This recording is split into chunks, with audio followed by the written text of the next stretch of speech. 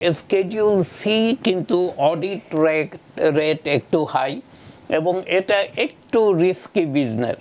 যারা self employed তাদেরকে খুব কেয়ারফুল হতে হবে, স্পেশালি রিসিট মেনটেনের ব্যাপারে। যেই খরচটা ক্লেম করছেন, ডিডাকশনটা ক্লেম করছেন, সেটা আপনার বিজনেসের সাথে সম্পর্কিত হতে হবে। আইআরএস বর্তমানে যদি কোনো ধরনের ভুল বা অসতর্কতার কারণে সেলফ এমপ্লয়েড ব্যক্তিদেরকে বেশি নোটিশ বা অডিট নোটিশ পাঠাচ্ছে, এক্ষেত্রে কি করণীয় আছে?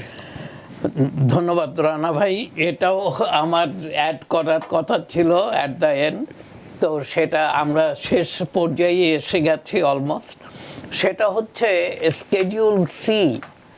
এটা কিন্তু অডিটেড সেলফ এমপ্লয়েড ইন্ডিভিজুয়ালরা তারা স্কেডিউল সি ফর্মটা ব্যবহার করে থাকে, federal form, profit and loss from business.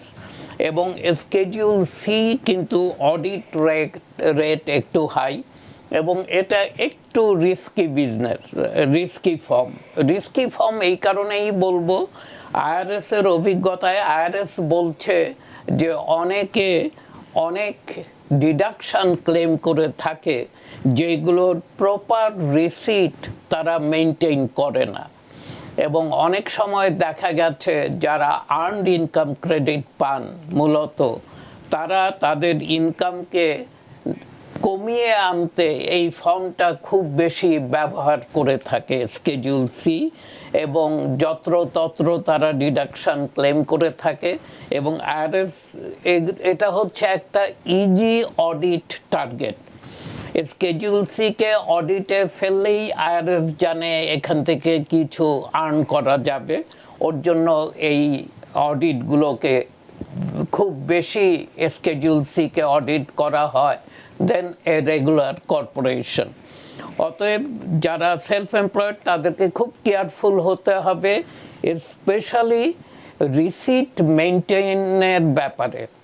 রিসিটগুলোকে কিভাবে মেনটেন করবে এবং উইদাউট সাপোর্টিং ডকুমেন্টস শুধু ক্লেম করছেন কিন্তু রিসিট প্রডিউস করতে না পারলে ওই ডিডাকশানগুলো কিন্তু আইআরএস ডিসঅ্যালাউ করবে যদি অডিটে আনে, এবং ডিসঅ্যালাউ করে ইনকাম বেড়ে যাবে অনেক। এবং আপনি যেই ট্যাক্সটা কম দিয়েছেন সেলফ এমপ্লয়মেন্ট ট্যাক্স, সেই সাথে federal and state and local tax, সেইগুলোর লায়াবিলিটিও কিন্তু বেড়ে আসবে।